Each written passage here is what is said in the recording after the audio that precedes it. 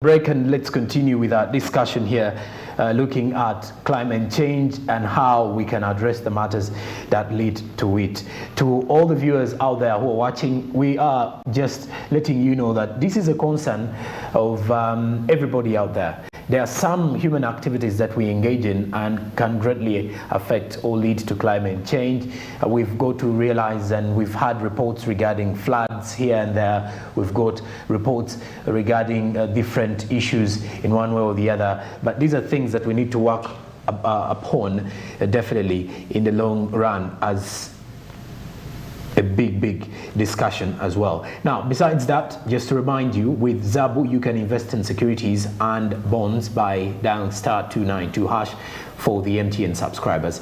With Zabu, it is easy, secure, and safe for you as an individual to make good use of your money, because your money is your future. How you use it today tells a lot about how you will benefit of it tomorrow. So with Zabu, dial *292# MTN subscribers. Markets open at 8:15 a.m. and close at 3:15 p.m. East African Standard Time. The markets are closed during weekends and also during public holidays. So you can only get contact with the markets during working days and also days off the public days. So this is what we give you here on Smart 24 TV. Zabu is powered by Altex East Africa. Back to our topic of discussion here, climate change. When we talk climate change, we look at a lot of things. If I'm to give you some of the few situations here to do with climate, as the impacts grow in frequency and severity, they will, and in many cases already have, and create crisis for people and nature around the world. And if unchecked, and if addressed by most of us, then we shall definitely have nothing to show for the future generations that we want to discuss more about. Looking at the situations, temperature rises, various impacts are changing, and then our aspects of our climate is changing day in, day out. There are hot summers here and there. Just recently here in the United Kingdom, you got to realize that there were lots of high and hot temperatures during that time of the summer. Now, these are some of the things that you realize, that times and seasons are changing and we steadily need to address them. And in Europe, they're heading to winter in the coming few months, and it's something that they know of. But for us who have not yet experienced that kind of season in the country, we can prevent it and ensure that we conserve the nature and the environment in this particular one. Just like Nicholas Isabria did mention here, we need to act fast and accordingly before we feel the pinch in the long run. Now, Nicholas, if we're to look at the effects this has onto our economy, how best can you describe it to the viewers? All right. What I can only say is that as a country, we are just, because the government keeps on, giving food to these people. Let's say the most recent one, the people in Kalamoja. Every now and then they are sending food. Even as we speak now, the government is also still sending food to Kalamoja to feed these people. And they will keep on doing that each time. Each time there is drought, they will have to support the people. The people of Usoga are also suffering, and the government is still sending them food and seedlings. Understand? So if this issue is not addressed well, if we do not find a permanent solution to food security and climate change, the country will keep on spending every now and then. Different organizations are also coming up to, to give out food, which is a good thing. But what we are saying, how long are you going to keep on doing the same thing? Okay? If you find a permanent solution to this problem, then it will be gone forever. Okay. So the issue is finding a permanent solution before we overspend every other day, because it's a calamity that comes in, then we have to stretch into getting an extra budget for certain things that have not been in there. So when you look at that particular one, I cannot agree less on regards to government finding permanent solutions, because we end up finding ourselves into searching for supplementary budgets or in need of supplementary budgets. Why? Because these natural calamities hit us when we ain't ready for anything at the time, and then we end up either getting donations from various NGOs, various churches, Just like you've heard of stories regarding Karamoja, where political parties are coming together. We are seeing churches, different communities, different civil society organizations, different education institutions coming together, collecting money and giving out food and other supplies to the people in Karamoja. So some of these particular things can only be prevented if we can find a permanent solution, not only create room for overspending now and then. That would clearly be a very good situation. Now, as we are looking at climate change and all that, as the International University of East Africa, you happen to have a document with you here that has caught my attention regarding a summit that is more of enlightening people about climate change and how to deal with it, and also food security. Tell us more about that situation. International University of East Africa, together with Climate Change East Africa, we are organizing the first East African Food Security Symposium and Expo. It's going to start tomorrow, from 14th up to Sunday 16th.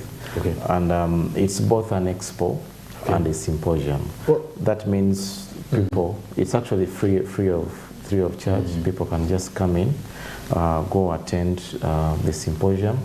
We have a lot of stakeholders, including KCCA. We have FAO. We have World Food Programs, and quite a number of stakeholders, like maybe GIZ, and then also the government of Uganda, that are all coming on board to discuss and find a permanent solution to climate change. Okay.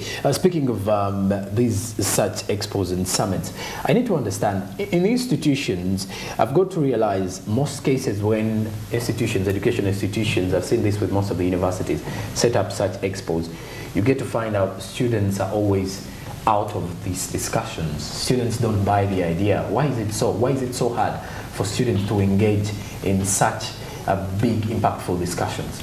It is because when students go to universities, they go to look for their degrees. They go to study. They don't look at the other side of the story. Now, what we are doing as a university is at least to impact experience and skills in these students.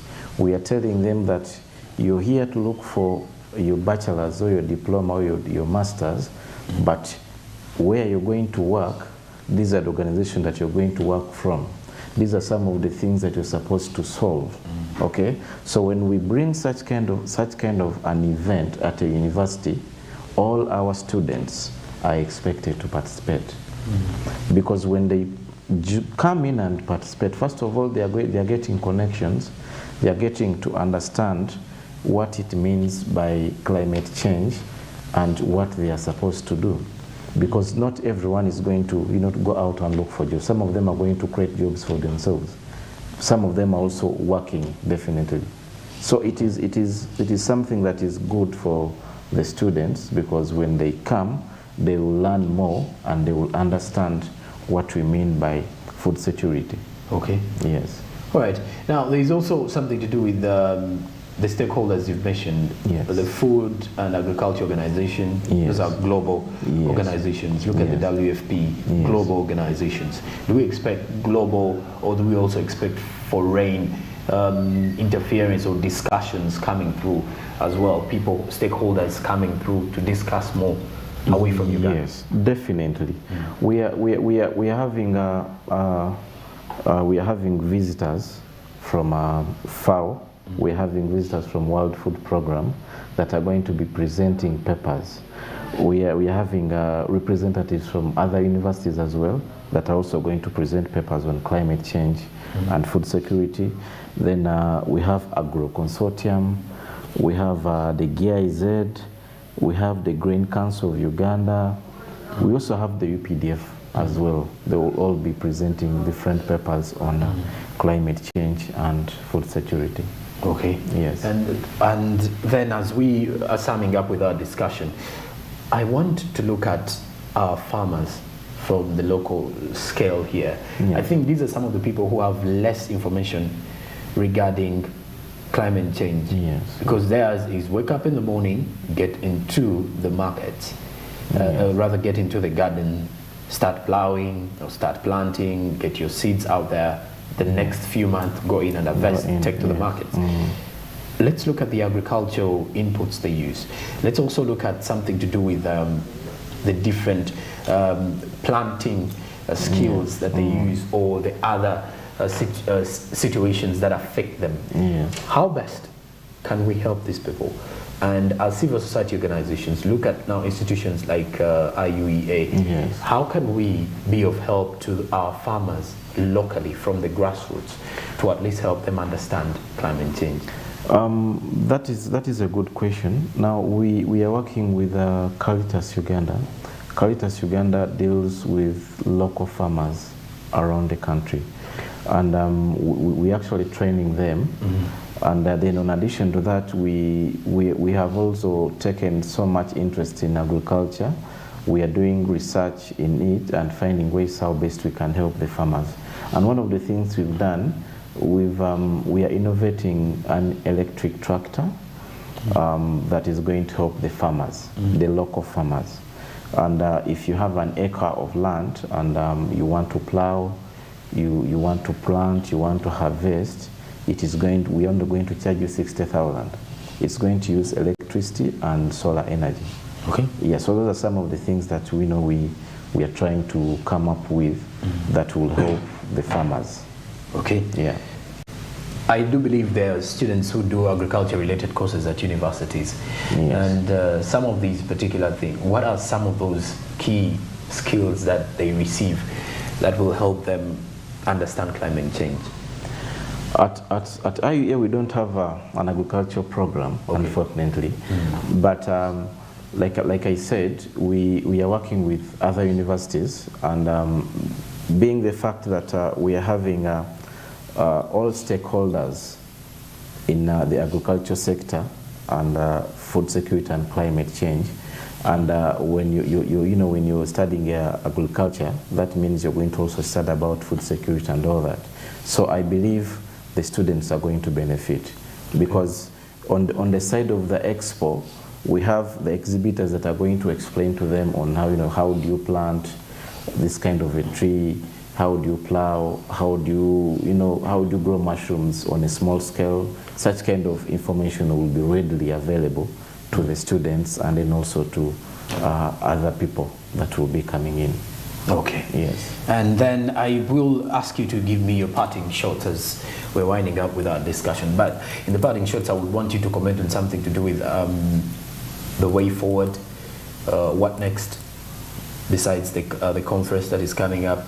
What next do you, as an institution, have to ensure that this continues? Because we want to look at we want to find a permanent solution. And then two, is government doing enough lately? Because you've already pointed out that it should instead look for a permanent solution instead of just investing in spending on people after the calamities have occurred. Then lastly, the few tips you could give anyone out there to at least understand the dangers of climate change and how to prevent climate change. All right, thank you so much. Now, what next?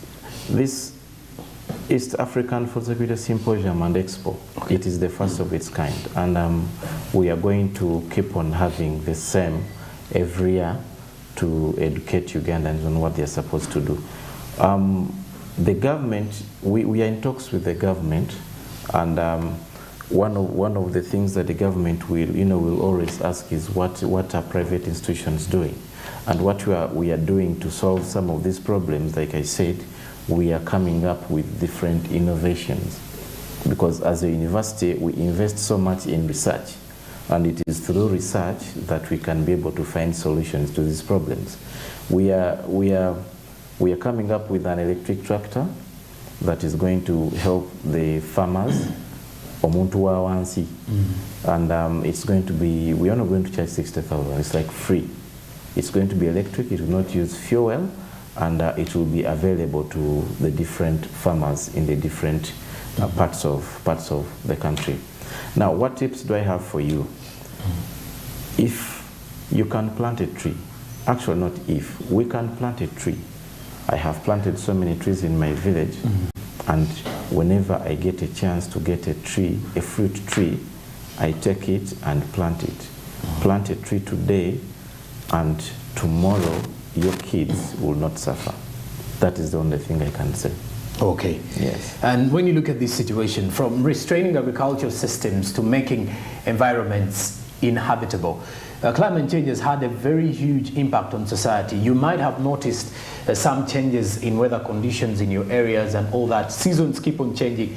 These are some of the reasons as to why we need to have this particular discussion or topic on climate. And as well, speaking of climate, here on Smart 24 TV, we do have a show, Green Economy, that highlights more about how to deal with climate change and how to set up discussions that will definitely mitigate the effects of climate change and more. These discussions are big and hit direct to the bone, and it's something that we should definitely have an insightful view on if we are to at least develop as a country, and also to create a better atmosphere and a better environment for the other future generations to come to benefit more from what we are already benefiting as a country.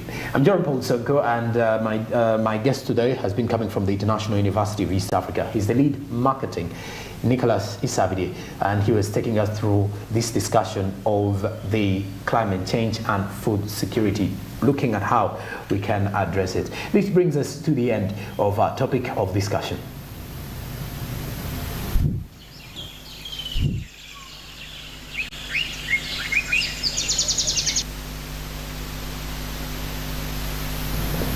All right, now we'll be back from that particular one shortly. We head into our SMB Insight, and in today's SMB Insight, we strongly look at the National ICT Policy. The National ICT Policy looks at information and communication technologies, which will further the national economic and social goals, which will further improve on the national economic and social goals. As we look at this one, it exploits and highlights information and communication technologies, and it matches the economic and social environment in which is set to be implemented. So as we examine the necessities of government formulating the national ICT policy, we want to understand more of how important this will be to shape the world of Uganda's technology and innovation. Let's have more with the SMB Insight. Government of Uganda has designed a number of instruments. We know we have the national vision, which is Uganda Vision 2040, which aimed at transforming this country to a middle-income country. From that, they have been developing the national development programs. It's 5 years programs. So we are now on NDP3. And in NDP3, they have a chapter on digital transformation, which really aims at increasing access to communication services, improving infrastructure, skilling of Ugandans, but also really using ICT as an engine for social and economic development. So therefore, for government, the way government operates is that to define investment and strategies, you need a policy. So this policy, which is the Ministry of ICT is developing, is to consolidate the vision of the government as far as the development of the ICT sector is concerned, and how ICT will be used as an engine for social and economic transformation of this country. So critical areas of the policy, there are about 8 of them. So we have one that focuses on digital infrastructure and connectivity. So the idea here is that government, working with private sectors and other partners, will try to ensure that every part of the country has a communication service infrastructure. Districts, hospitals, schools should have, for example, broadband connectivity in those areas. Another area that focuses really digital skilling. So right from basic skills to high-end skills. For example, you've had a story about Twitter and Elon Musk. He wants to buy Twitter at $44 billion. Now, Twitter is a small company in the US, one of the companies in the US, but it is 4 times the size of a national budget. What the man wants to buy? So can't we make a Twitter from Uganda and get that value? So through digital skilling, which means we'll be able to raise the ability of people to use technology, first of all, to improve their personal lives, but also make business. People are using WhatsApp, Instagrams, and others to market and create new services. We're seeing a lot of innovations coming up. So digital skilling is critical. The other one is really around innovations and research. So government thinks through this policy to invest significantly in research and innovation so that new ICT products and services can be made available. So not only for Ugandans, but also for export. So that we can create more jobs, increase our tax base, and then maybe make this country a little bit a better place for everyone. So there are a lot of other areas of focus, just to give you a highlight. This policy is going to be the overall framework for the country on all issues to do with ICT. Talk about manufacturing ICT equipment, policy issues related to taxation of ICT devices like phones, computers, inclusion to ensure that as many people in Uganda as possible have access to ICT services, because as you might be aware, there's now a bit of a divide between, for example, the greater central and parts of the east and the north, as opposed to parts of places like Karamoja, Kabong, Kotido, the far-flung areas of Uganda. So the policy is looking at how we can bring everyone on board in as far as the uptake of ICT is concerned. We are looking at issues of cybersecurity, because as you know, all over the world, ICT is good, it's an enabler, but there are also situations when ICT is abused. You have heard about cases of hacking, even in the private sector, in banks, even these telecom companies, people have lost a lot of money. So we are looking at how do we tweak the policy issues to ensure that we really minimize cases of abuse of ICT.